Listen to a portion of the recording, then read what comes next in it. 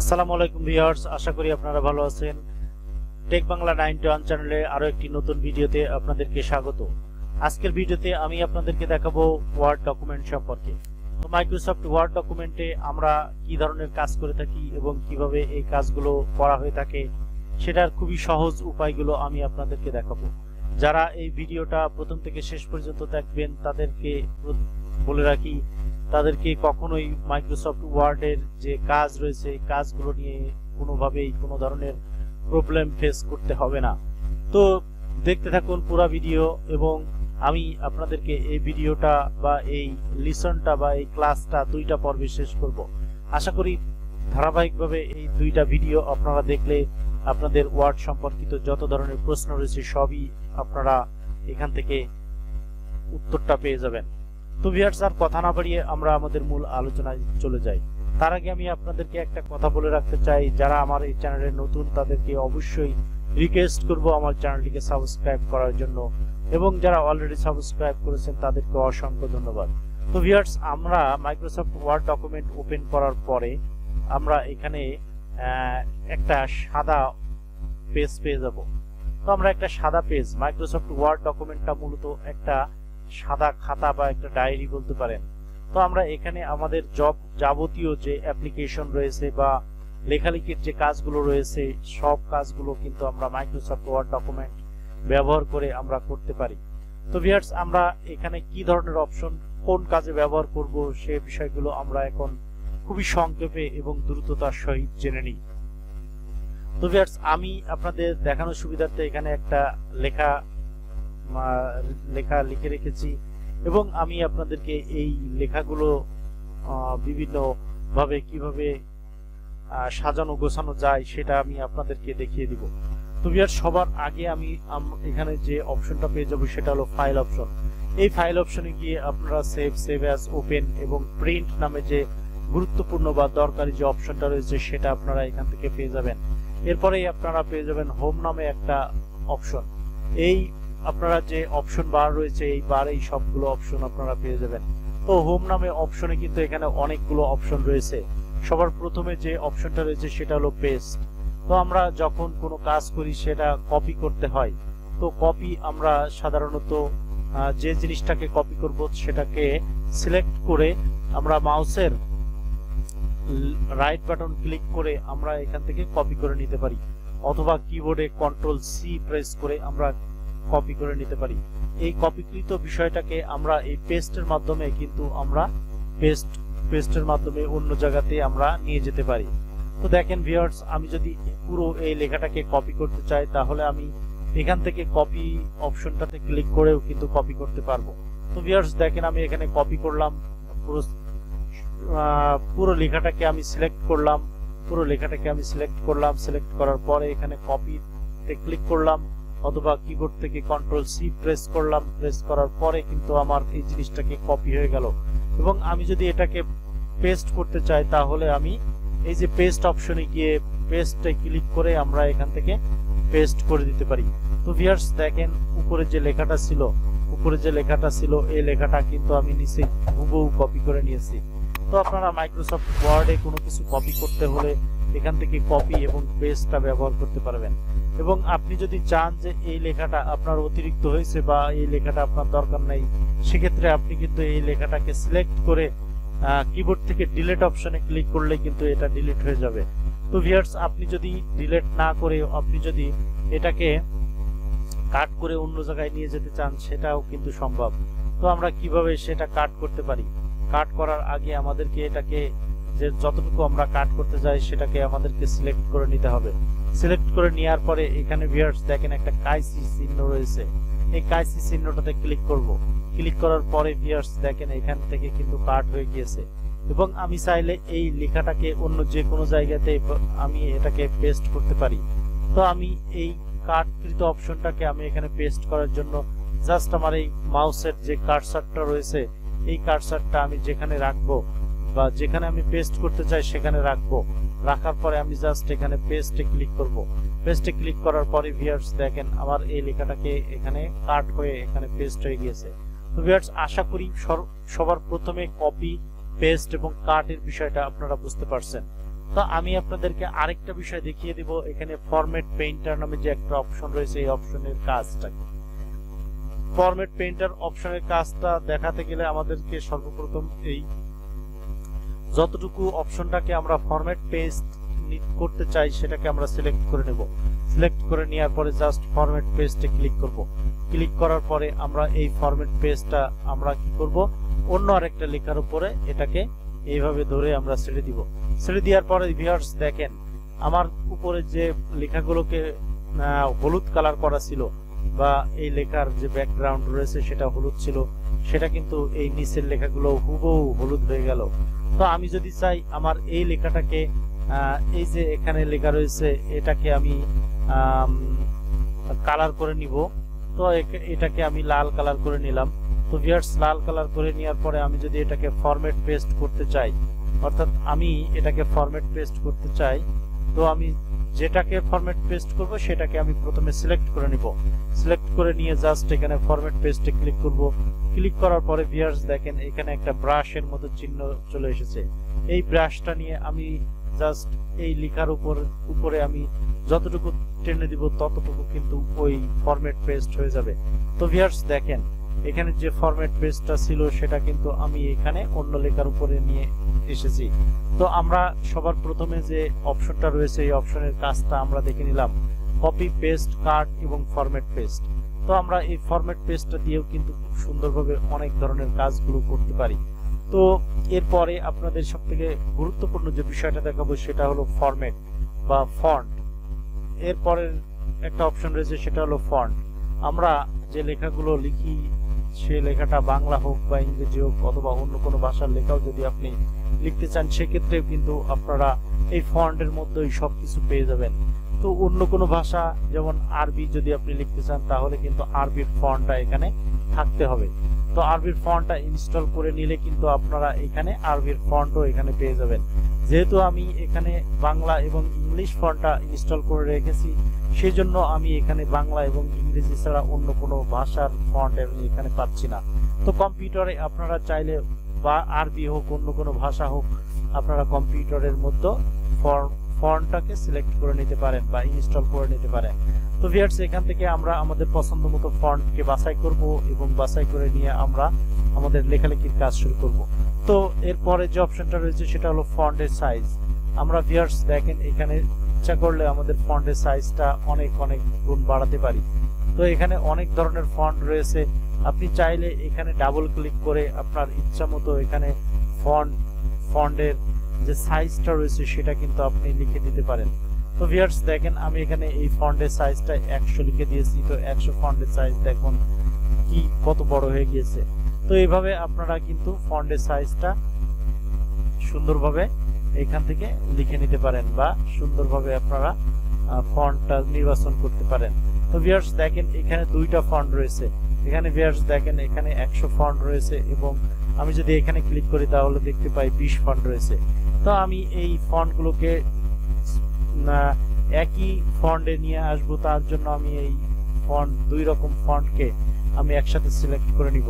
Select করে নেওয়ার পরে আমি জাস্ট এখানে গিয়ে জাস্ট আমি এখানে 25 ফন্ট দিয়ে লিখে আমি এখানে এন্টার প্রেস করব। তো এন্টার প্রেস করার পরে কিন্তু দেখেন ভিউয়ার্স এখানে আমার যে লেখাটা ছিল সেটা কিন্তু 25 ফন্ট হয়ে গিয়েছে, আগের লেখাটা ছিল 20 ফন্ট। তো এইভাবে কিন্তু আমরা ফন্টের সাইজটা কমাতে এবং বাড়াতে পারি। তো এই ফন্টের সাইজ যদি আমরা খুব সহজে এবং ওখানে এই ফন্টের মধ্যে না লিখে যদি আমরা ফন্টের সাইজ দুই একটা সাইজ বাড়াতে চাই সেক্ষেত্রে কিন্তু আমরা এখানে এই এ অপশন অর্থাৎ ক্যাপিটাল লেটারের যে বড় ধরনের এ অপশনটা রয়েছে এটা হলো এটাতে ক্লিক করে আমরা কিন্তু আমাদের লেখার সাইজটাকে বাড়াতে পারি। ভিউয়ার্স এরপরে একটা ছোট এ রয়েছে, এটাকে ক্লিক করলে কিন্তু আমাদের লেখার সাইজটা বা ফন্টের সাইজটা কমে আসতে পারে। তো এইভাবে কিন্তু আমরা ফন্টের সাইজটা কমাতে এবং বাড়াতে পারি। তো ভিউয়ার্স আমি আপনাদের এখানে এই লেখার পিছনে যে হলুদ কালারটা রয়েছে এই কালারটা এখন আমি আপনাদেরকে উঠিয়ে দেখাবো। তো আমরা এই কালারটা যে কোনো কালারই আমরা এখানে আনতে পারি, তার জন্য আমরা এখানে যে টেক্সট হাইলাইট কালার রয়েছে এই টেক্সট হাইলাইট কালারে আমরা ক্লিক করব। এই টেক্সট হাইলাইট কালারে আমরা এখান থেকে যে কোনো কালার আমরা এখান থেকে পছন্দ করে করতে পারি। তো আমরা যে কালার পছন্দ করব সেই কালারের উপরেই কিন্তু আমাদের এই লেখাটা থাকবে। তো আমি যদি এখানে নো কালার পছন্দ করি তাহলে আমার ব্যাকগ্রাউন্ড বা আমরা যে লিখেছি সেই লেখার ব্যাকগ্রাউন্ডটা কিন্তু সাদা হয়ে যাবে। সাধারণত আমরা যখন চিঠিপত্র লেখালেখি করি তখন কিন্তু এই লেখাগুলোর পিছনের যে ব্যাকগ্রাউন্ড থাকে সেটা সবসময় সাদাই রাখি। এবং আমরা যদি কোনো কিছু হাইলাইটস করে দেখাতে চাই, আমি যদি এখানে ওমা ফাগুনে তোর এটা যদি আমি হাইলাইটস করে দেখাতে চাই তাহলে কিন্তু আমি এখানে জাস্ট কালারটা চেঞ্জ করে দিব। তো এই কালারটা চেঞ্জ করার মাধ্যমে আমরা আমাদের লেখাটা হাইলাইটস করে দেখাতে পারি। তো ভিউয়ার্স, এরপরে আমি আপনাদেরকে আরো যে গুরুত্বপূর্ণ বিষয়টা দেখাবো যেটা আমাদের সবসময় দরকার হয়ে থাকে, সেটা হলো এই লেখা যে বোল্ড করাটা। তো আমরা এই লেখাগুলোকে সিলেক্ট করার পরে আমরা এখান থেকে বোল্ড করে নিতে পারি এবং চাইলে আনবোল্ড করতে পারি, ইটালিক করতে পারি। সাইডে যে আই এর মতো রয়েছে সেটা ইটালিক হবে। তো ভিউয়ার্স দেখেন, এই ইটালিকে যখন আমি ক্লিক করছি তখন কিন্তু আমার এই লেখাটা একটু পাকা হয়ে যাচ্ছে, অর্থাৎ ডান দিকে একটু হেলে যাচ্ছে। তো এই হেলাটাকে আমি যদি না চাই, আমি যদি সোজা লেখা চাই, তাহলে কিন্তু আমি এই ইটালিকে ক্লিক করলে আমি সোজা লেখা এবং চাইলে বাঁকা লেখাও লিখতে পারি বা বাঁকা করে নিতে পারি। তো ভিউয়ার্স, এরপরে যে অপশনটা রয়েছে হলো আন্ডারলাইন। তো আমরা আন্ডারলাইনে ক্লিক করার পরে কিন্তু ভিউয়ার্স দেখেন এখানে একটা আন্ডারলাইন ছিল, যেমন এই লেখাগুলোর নিচে আন্ডারলাইন আছে। আমি যদি এই আন্ডারলাইন গুলো উঠাই দিতে চাই তাহলে আমি জাস্ট এখানে আন্ডারলাইনে ক্লিক করব। ক্লিক করার পরে ভিউয়ার্স দেখেন এখানে আন্ডারলাইনটা উঠে গিয়েছে। এবং আমি যদি চাই যে এই লেখাটার নিচেই আমি একটা আন্ডারলাইন দেব, সেক্ষেত্রে আমি জাস্ট এখানে আন্ডারলাইনে ক্লিক করব অথবা কিবোর্ড থেকে কন্ট্রোল ইউ প্রেস করব, তাহলেই কিন্তু আমার লেখার নিচেই আন্ডারলাইন হয়ে আসবে। তো ভিউয়ার্স দেখেন, আমরা বোল্ড করতে পারি, ইটালিক করতে পারি, আন্ডারলাইন করতে পারি। তো এই কাজটাও কিন্তু আমরা এখান থেকে দেখে নিলাম। তো ভিউয়ার্স, এরপরে আমাদের যে কাজগুলো দরকার হয় সাধারণত সেই কাজটা কিন্তু আমি আপনাদেরকে দেখাচ্ছি। আমরা যদি এই ফন্টগুলো অন্য কালারে লিখতে চাই অথবা, তো ভিউয়ার্স এই কালারটা আমি এই যে ফন্ট রয়েছে, ফন্ট কিন্তু দুই রকম রয়েছে। আমি এই দুই রকম ফন্টকে আগে একরকম করে নিই। আমি এখানে 20 ফন্টে করে নিলাম। তো আমি যদি এই ফন্টগুলোর কালারটা আমি যদি চেঞ্জ করতে চাই তাহলে আমরা জাস্ট এখানে এই যে ফন্ট কালারে ক্লিক করব। ফন্ট কালারে ক্লিক করার পরে আমরা এখান থেকে চাইলে যে কোনো কালার আমরা এখানে সিলেক্ট করে দিতে পারি। তো ভিউয়ার্স দেখেন, এখানে আগে কালো কালারের লেখা ছিল, এখন কিন্তু এটা লাল হয়ে গিয়েছে। আমি এখান থেকে চাইলে এই কালারটা অন্য কিছু করে দিতে পারি। তো ভিউয়ার্স দেখেন, এখান থেকে আমি নীল কালার করে দিলাম। এখন যদি আমি চাই এটাকে সবুজ করব, সেটাও কিন্তু এখান থেকে আমি কালারটা করে নিতে পারি। তো ভিউয়ার্স, আপনারা যদি এখান থেকে আরো বেশি, এখানে যে কালারগুলো দেওয়া রয়েছে এর থেকে বেশি বা অন্য কোনো নতুন কালার আপনারা আনতে চান, সেক্ষেত্রে আপনারা মোর কালারস অপশনে ক্লিক করবেন। ক্লিক করার পরে আপনারা এখান থেকে অনেক ধরনের কালার পেয়ে যাবেন এবং এই কালারগুলোকে সিলেক্ট করে দিলেই হবে। তো আপনাদের লেখার কালারটা চেঞ্জ হয়ে যাবে। তো এইভাবে আমরা আমাদের লেখার কালারটাকে সুন্দর করে চেঞ্জ করে নিতে পারি। তো এরপরে আমি আপনাদেরকে যে অপশনটা দেখাবো, আমরা যখন এই লেখালেখিটা করব বা কোনো ডকুমেন্ট লিখবো বা লেটারটা লিখবো, তখন আমাদের এই লেখার মাঝে কিন্তু কোনো মাঝে মাঝে কোনো লাইনটা এলোমেলো হয়ে থাকে।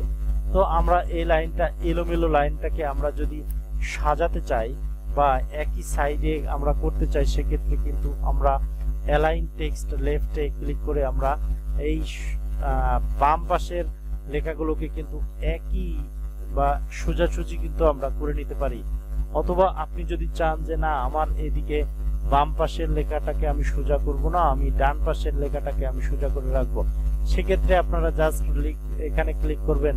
এই যে ভিউয়ার্স দেখা যাচ্ছে অ্যালাইন টেক্সট রাইট, তো কন্ট্রোল আর প্রেস করলে কিন্তু আমরা এখানে অ্যালাইন টেক্সট রাইট সাইডে, অর্থাৎ রাইট সাইডের যে লেখাগুলো রয়েছে সেটা কিন্তু মিল এখানে পেয়ে যাব। তো ভিউয়ার্স, এরপরে আমি আপনাদেরকে আরেকটা বিষয় দেখাবো, সেটা হলো আমরা এখানে অ্যাডজাস্ট করতে পারি বা জাস্টিফাই করতে পারি। আমাদের যে মাইক্রোসফট ওয়ার্ডের যে লেখাটা রয়েছে সেই লেখাটা অনেক সময় এলোমেলো থাকে, সেই জন্য আমরা এখান থেকে জাস্টিফাই ক্লিক করে আমাদের লেখাটাকে সুন্দর করে সাজিয়ে নিতে পারি। তো জাস্টিফাইতে ক্লিক করলে আমাদের ডান পাশের লেখা এবং বাম পাশের লেখার যে সিরিয়ালটা রয়েছে এটা কিন্তু একেবারে মিল থাকে, তো মিল থাকবে। তো এভাবে কিন্তু আমরা আমাদের জাস্টিফাইয়ের কাজটাও করে নিতে পারি। এবং ভিউয়ার্স, আমরা যদি চাই যে এই লেখাটাকে এই পেজের বা মার্জিনের মাঝামাঝি রাখবো, সেক্ষেত্রে কিন্তু আমরা এখানে সেন্টার বা কন্ট্রোল তে আমরা ক্লিক করে এটাকে লেখার মাঝামাঝি নিয়ে আসতে পারি। তো এইভাবে কিন্তু আমরা মাইক্রোসফট ওয়ার্ডে এই কাজগুলো খুবই সুন্দরভাবে এই অপশনগুলো ব্যবহার করতে পারি। তো ভিউয়ার্স, আমি আপনাদেরকে হোম অপশনে আমাদের যে দরকারি অপশনগুলো রয়েছে সেটাকে আমরা এখানে ব্যবহার করে দেখাচ্ছি।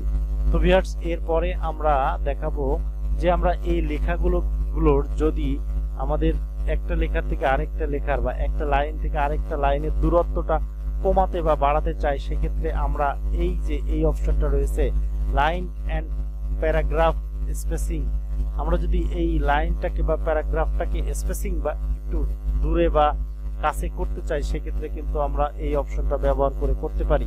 তো আমরা ভিউয়ার্স এখানে দেখেন এই যে ড্রপ ডাউন যে অপশনটা রয়েছে, এখানে ক্লিক করলে আমরা এখানে অনেক ধরনের লাইন যে স্পেস হবে সেটা কিন্তু আমরা এখান থেকে পেয়ে যাই।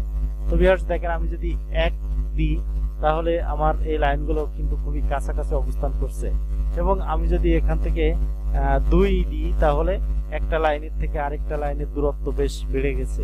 এইভাবে আপনারা চাইলে এই লাইনগুলোকে অনেক দূরে দূরেও কিন্তু আপনারা লিখতে পারেন বা সরিয়ে নিতে পারেন। তো এরপরে আমি আপনাদেরকে দেখাবো যে আমরা এই লেখাগুলোর পাশে আমাদের যে সিরিয়াল নাম্বার রয়েছে এই সিরিয়াল নাম্বারটা অ্যাড করতে পারি। তো ভিউয়ার্স দেখেন, সিরিয়াল নাম্বারটা অ্যাড করার জন্য আমাদেরকে সর্বপ্রথম যে লেখাটা রয়েছে সেই লেখাগুলোকে সিলেক্ট করতে হবে।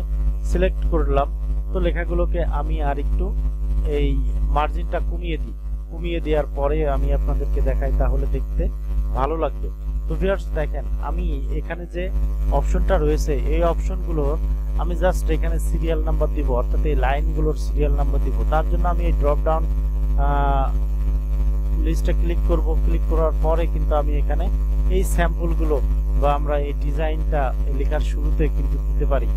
তো এইভাবে আমরা চাইলে যে কোনোটা সিলেক্ট করতে পারি, এবং চাইলে আমরা এখান থেকে টিক চিহ্ন দিতে পারি। এখানে যে স্যাম্পলগুলো রয়েছে এই স্যাম্পলগুলো আমরা এই লেখার পাশে আমরা দিতে পারি, এবং যদি চাই যে না আমরা কিছু দিব না, স্বাভাবিক লেখা থাকবে, তাহলে আমরা ননে ক্লিক করব, তাহলেই স্বাভাবিক থাকবে, কোনো সিরিয়াল নাম্বার বা কোনো লেখালেখির বা কোনো ছবি বা পিকচার এখানে অ্যাড হবে না। তো ভিউয়ার্স, এরপরে আমরা দেখাতে পারি আমাদের এই লাইনগুলোর যে আমরা 1 2 3 সিরিয়াল দিব, সেটা কিন্তু আমরা এখান থেকে করে নিতে পারি।